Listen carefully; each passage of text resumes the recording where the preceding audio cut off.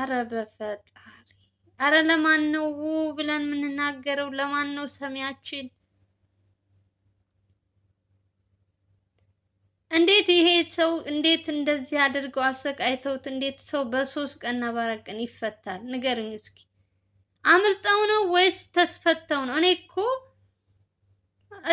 እኔ በጣም ምንድን ነው ተሙ ተገኝቷል። ተሙን ያሰቃየው ሰው ተገኝቷል። ማነው ደግሞ ሲሉ በጣም ደስ ብሎኝ ይሄንን ቪዲዮ ሰራላችኋለሁ ብዬ ጊዜ አልመቼ ብሎ ተውኩት።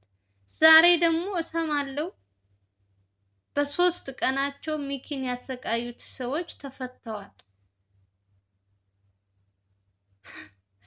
ልጁ እኮ ራሱን ችሎ እኮ መንቀሳቀስ አልቻለም። እስኪ እያያችሁት እንደው በሚኪ ቦታ ስትሆኑ ስታዩት ምን አይነት ስሜት እንደሚሰማችሁ እንደኔ ከሆናችሁ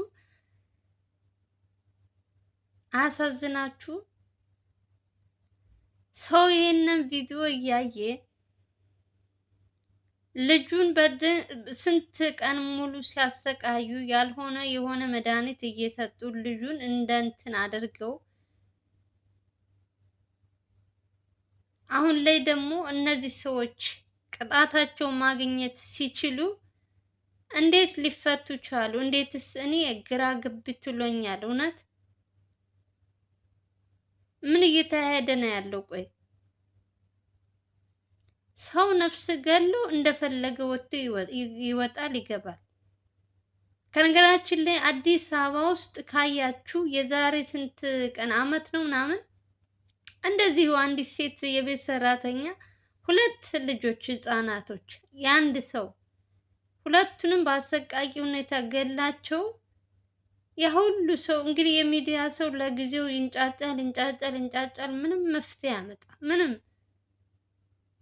ልጅቷ ግን ገና እናትና አባት የልጃቸውን ሞት የልጃቸውን ቁስል እንትናቸውን እንኳን ሳይረሱ ልጅቷ ተፈታ እንደፈለገች እየፈነጠዘች ሲያዩ ልጃቸው ሙታ ገና በሶስተኛ ወር ነው አራተኛ ወር እንደገና ሚዲያ ላይ መጥተው ሲያለቅሱ ምንድን ነው? እኔ ፍትህ የሚለው ወዴት ነው? ፍትህ የምትሉት የምትናገሩት ለማን ነው? እስኪ እንደ እውነት እኔ ግራ ስለገባኝ ነው። ይቅርታ አድርጉልኝና ማለት ነው። ምክንያቱም እዚህ ጋር የሚኪ እነዚህን ሰዎች የሚፈቱበት እንትን አይደለም።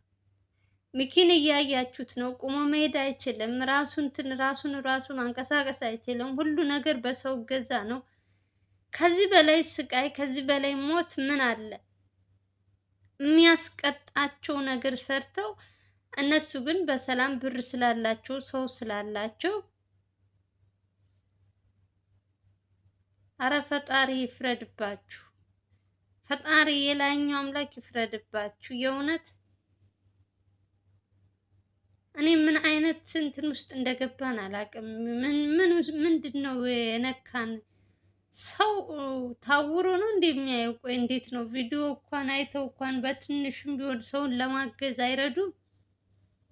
ቢያንስ ለልጁ ሞራል ለልጁ እንትን አያስቡም? ያሳዝናል።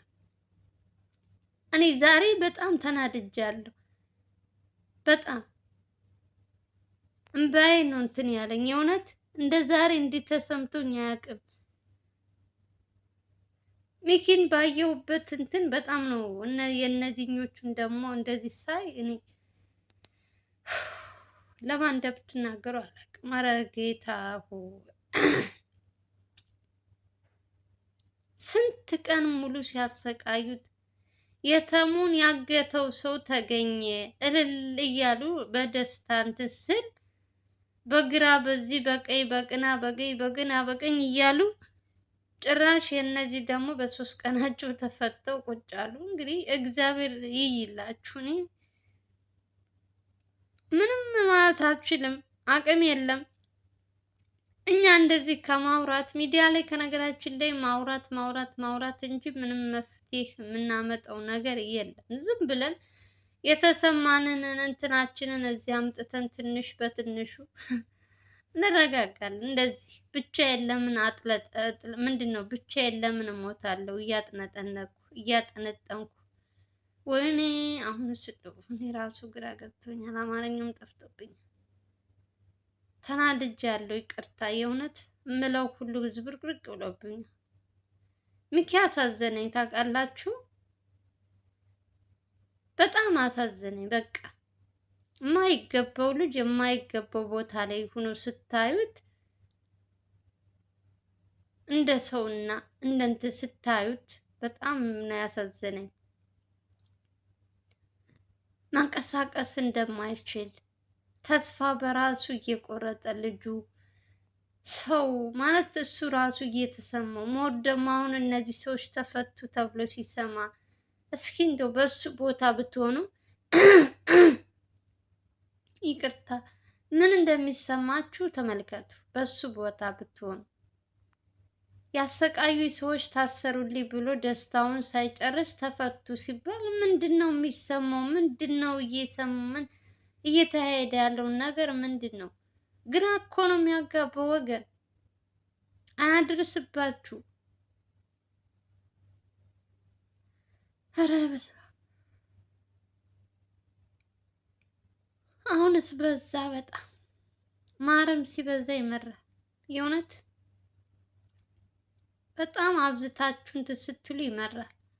የእነዚህ ሰዎችም ነገሩ ሁሉ ነገር በየጊዜው በየእንትኑ አዳዲስ እንትን እያመጡ ሰዎቹን የሰው ጭንቅላት እያዞሩ እነሱ እንደፈለጉ እየሆኑ ነገ ደግሞ ምን እንደሚያመጡ አናውቅም።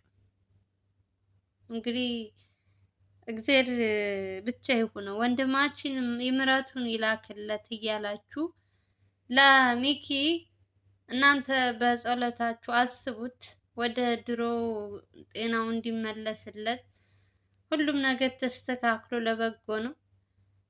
እግዚአብሔር ደግሞ እነዚህን ሰዎች እንደው በራሱ እኔ አላቅም ምን አይነት እኔ እንደዚህ ብዬ ማውራት ራሱ ክብዶኛል። ምክንያቱም በፍጹም አትገምቱት አታስቡት ነገር በየእንትኑ የምናየው ነገር በጣም ከባድ ነው። ለማን እንትናችሁን እንደምትናገሩ ከየት ሄዳችሁ እንትን እንደምትሉ አላቅም። ግራ ነው የሚያጋባው። ሰው ካልተረዳስ ችግርሽን ለማን ነው የምትናገሪ ወገን?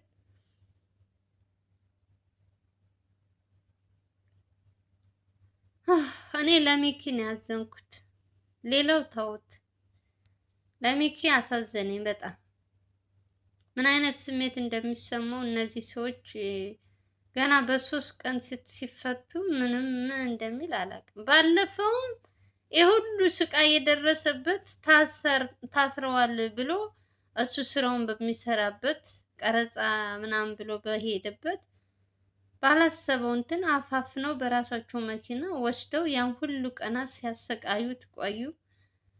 አሁን ደግሞ እንደምንም አድርገው እንግዲህ ወንድሞቻችን ፈልገው ካለበት እንደዚህ ተጎድቶም ቢሆን በነፍስ አግኝተውት እየተንከባከቡ የሚያስፈልገውን ሕክምና እያደረጉ እያገዙት እነዛን ሰዎች ፈልገው እንግዲህ እስር ቤት ገብቷል። እንግዲህ ተረጋጋ ምናምን ብለው ገና አሁን ደግሞ ተስረው በሶስት አራት ቀናቸው ተፈቱ ጠፉ ሲባል ግራ እኮ ነው የሚያጋባው። የሆኑት እኔ ኧረ ልሳቅ ላልቅስ ብሏል ሰውየውን። እንደው እኔ ግራ እያጋቡኝ ነው። ምን አይነት ሰብአውነት ምን አይነት እንዴ! ሰው ከሰው ተፈጥሮ እንደዚህ ድንጋይ ይሆናል? የፈለገው ገንዘብ ይኑርሽ፣ የፈለገው እንትን ይኑርሽ፣ እኔ አላቅም። ያሁኑ ግን ከፋ፣ በዛ፣ በጣም በዛ፣ ተብዛዙብን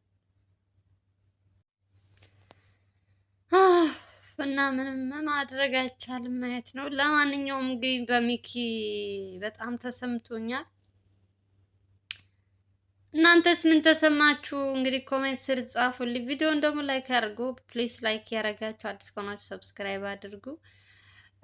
ደግሞ ወደ ሉል ትንሽ ልበላችሁ። ዛሬ ደግሞ በጣም አነጋጋሪ የሆነው እንግዲህ ትንሽ የአቤል እናት ውዝግብ ውስጥ ያስገባቸው አንድ ነገር አለ። ያው አይታችሁታል ኦልሬዲ ስለ ድርጅቱ ነው። እንግዲህ በዚህ እንትን በእያንዳንዱ ሰከንድ እንግዲህ መቼም እነዚህ ሰዎች እረፍት አላገኙም። በዛ ሲሉ አዲስ አጀንዳ ይፈጥራሉ፣ በዛ ሲል አዲስ አጀንዳ። ልዑል ደግሞ እውነቱ ማጣራት ስላለበት እንግዲህ በግራ በቀኝ እያጣፋ እንግዲህ እነዚህን ሰዎች ሌባዎቹን እንግዲህ መያዝ ስላለበት ማለት ነው። ማንም ሰው ከህግ ማንም ሰው ከእንትን አያመልጥም። ስለዚህ እውነት መውጣት ስላለባት ልዑል ደግሞ እንግዲህ ታውቃላችሁ ለሀቅ የቆመ ጀግና ወንድማችን ነው። እንግዲህ የአቤል እናት ምንም ነገር በማያውቁት ባልዋሉበት ባልሰሩት እንግዲህ ጥሩ ነገር ነው እንግዲህ ለአቤል እናት የሚያሳዩቸው። በውስጥ ውስጥ እንግዲህ የሚሰራው ይሄ ሁሉ የሰራው እንግዲህ አጎት ተብዬው ነው። አቤልም እንግዲህ እያያችሁት ነው ቀንና ሌሊት የሚሰራውን ከዚህ ዩቱብ ላይ ነው እንጂ ሙሉ በሙሉ ወደዛ ድርጅቱ ምን እንደሚሰራ ምናምን ብዙም አላቅም ብሏል። እናቱም እንግዲህ እንደማያውቅ ተናግረዋል። እናቱም በተቻለው አቅም ይህን አጎት የተባለውን እውነቱን እንዲናገር እንግዲህ የማድረግ ያለባቸውን እያደረጉ ነው። ይሄ ደግሞ እንግዲህ ማን እንደገፋፈው ከማን ጋር አብሮ እንደሚሰራ ሳይወድ በግዱ መናገር ያለበት አጎትየው ይመስለኛል እንደኔ። እነዚህ ሰዎች አሁን እናትየው በጣም የሚገርመኝ ነገር ይሄ ሰውዬ የሆነ ከጀርባ የሆነ ሰው እንትን ባይለው ደፍሮ እንደዚህ አይነት ስራ ሊሰራ እንዴት ሊቻል? በጣም ግራ እያጋባኝ ነው። አሁን ይሄ ነገር ባይደረስበት እንግዲህ ሙሉ እንትን ቤተሰብ እንግዲህ ያልሆነው እንትን ችግር ውስጥ ከቷቸው ነበር በአንድ ሰው። አቤል ብዙ ጥላት አለበት። በእርግጥ እነዚህ እነ አቤል ማን ነው እነ ሊያ እነ አበበ ብቻ አይደሉም። ከዚህ በፊትም በጣም ብዙ ነገሮች ሰርቷል፣ አይታችኋል። ብዙ ነገርም ደርሶበታል። በእናቱም እስከ ማገት እናቱን እስከ ማሰቃየት ድረስ የደረሰበት እንትን ነበረ። ያን ሁሉ አልፎ አሁን የትኛው ጥላቱ ይሆን ይሄን ሁሉ እንትን እንዲሰሩ ከውስጥ ከማን ጋር ሼር እያደረገ እንደሆነ እንግዲህ ሁሉን ነገር የሚያውቀው አጎት የተባለው ሰውዬ ነው። እናትየዋ ምንም ነገር እንደማያውቁ እንግዲህ እየተናገረ ነው። እንዲህ እየተናገሩ ነው። ከአንዴም 3 ቀን ቀርበዋል። እንግዲህ በልዑል እንትን እያያችኋቸው ነው። ልዑልም በጣም እያስጨነቃቸው ይመስለኛል። አንዳንድ ጊዜ እናት ደግሞ ስታላችሁ የሆነ ነገር ጭንቀት አይወድም። በቃ እናቶች የሆነ ፈታ ምናምን እንጂ እንደዚህ አድርግ እንደዚህ ምንድን በወጣው ገባ ምናምን የሚለው ነገር ብዙም አይመቻቸውም። ትናንት ወዲያም እንግዲህ አይታችኋል። በእንትን በቪዲዮ መሀል ላይ እንግዲህ አቋርጠው ወጥተው ነበረ። ከዛም ቀጥሎ እንግዲህ ልዑል ደግሞ ተከታትሎ እንግዲህ እውነቱን ማወቅ ስላለበት ነው። በልዑል ልፈርድ አይደለም። ከነገራችን ላይ ልዑል እውነቱ ነው። አንዳንዴ እውነትን ይዞ ስለሚጓዝ ይሄ ነገር ትክክለኛ ማንነት ይሄንን ነገር የሚያሰራውን እውነት ማወቅ ስላለበት እንግዲህ ጥለው እንኳን ቢወጡ እንግዲህ ተከትሎ አቁሞ ቪዲዮን አቁሞ እንግዲህ አይታችኋል። ተከትሎ ወጥቶ እንግዲህ እውነትን እንዲናገሩ እያደረጋቸው ነው። እንግዲህ ምንም አያውቁም። በማያውቁት ነገር ነው እያስጨነቋቸው ያሉት። አቤልም እንደዛው ምንም አያውቅም። በደንብ መጠየቅ ያለበት አጎትየውን ይመስለኛል። እንዲሁም የአጎት ልጅ የተባለችው እነሱ ናቸው። አነጋገራቸው ሁሉ ካያችሁ የሆነ ስትጠይቋቸው ትክክለኛ መልስ አይመልሱም። ዳይሬክት የሆነ እየቀብጣጠሩ ነው የሚመልሱት። ስለዚህ እነዚህን ሰዎች ደግሞ ግዴታ ከጀርባ ያለውን ሰው ማጣራት ያለባቸው ይመስለኛል። ሌላ ችግር ውስጥ ሳይከቷቸው እና አቤልን እናቱንም ባልሰሩት ደግሞ በዚህ እድሜያቸው እንዳያሰቃያቸው ነው መፈራላቸው። ብቻ ቸር ወሬ ያሰማን ጎበዝ። ቸርስ መልካም ነገር እንመኛለን። ሰዎች ነገር የሆነ እንትን ለማለት በቃ ተኝቶ አያድርም። ምን አይነት እንትን እንደሆነ አላውቅም። እውነት ዝም ብላችሁ ካያችሁ በመሃል ሰው ሁሉም ለሰው ልጅ ድክመት ለሰው ልጅ እንትን በቃ ያልሆነ የሆነ ሲቀበጣጥሩ ነው የምታያቸው። ልቦና ይስጠን። እውነት በጣም ነው የሚያሳዝነው። መጨረሻችን ምን እንደሚሆን አላውቅም። ይህን ያክል ለወንጀል ይህን ያክል ለእንትን ከምንተጋ ከምንሮጥ መልካም ነገር ሰርተን እኮ ማግኘት መለወጥ እንችላለን። አብዛኛው ኢትዮጵያ ውስጥ ትልቁ ችግራችን ትንሽዬ ገንዘብ ሲሰጠን ሙሉ ህይወታችን ከቤተሰብ ሁሉ ነገር የሚቀይርልን ይመስለናል። ግን ከጀርባ ይዞባቸው የሚመጣው ችግር በፍጹም አይታያቸውም። ፊት ለፊት ያለው ነው እና ይሄ ያልሆነ ብልጭልጭ ነገር እያታለላቸው ለሌላም ሰው ጎድተው ራሳቸውንም ጎድተው ከሚኖሩ ትክክለኛ ማንነታቸውን እንትን ብለው ቢኖሩ ነው እኔ የምመርጠው። ብዙ ጊዜ እንደዛ ነው የምለው። ብቻ እስኪ እውነቱ መውጣቱ አይቀርም። በዛም አለ በዛ ልዑልም እንግዲህ እውነቱን እያጣራ ነው እና ያለን መጨረሻውን።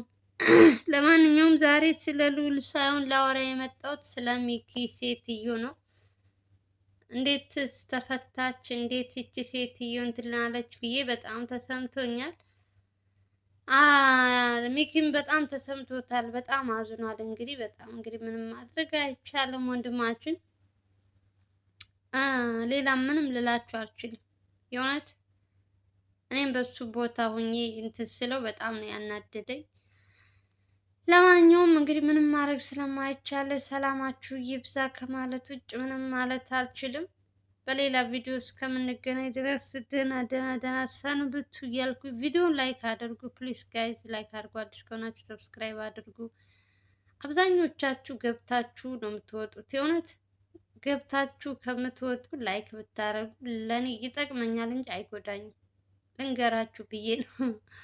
ካላወቃችሁ ልንገራችሁ ብዬ ነው። ይጠቅመኛል። ላይክ አድርጉ፣ እውነት ላይክ አድርጉ። በተረፈ በጣም ነው የምወዳችሁ፣ በጣም ነው የማከብራችሁ። የምትሰጡኝን አስተያየት ሁሉ እቀበላለሁ። ሰላማችሁ ብዙ ትርፍ ይበልልኝ። ባይ ባይ።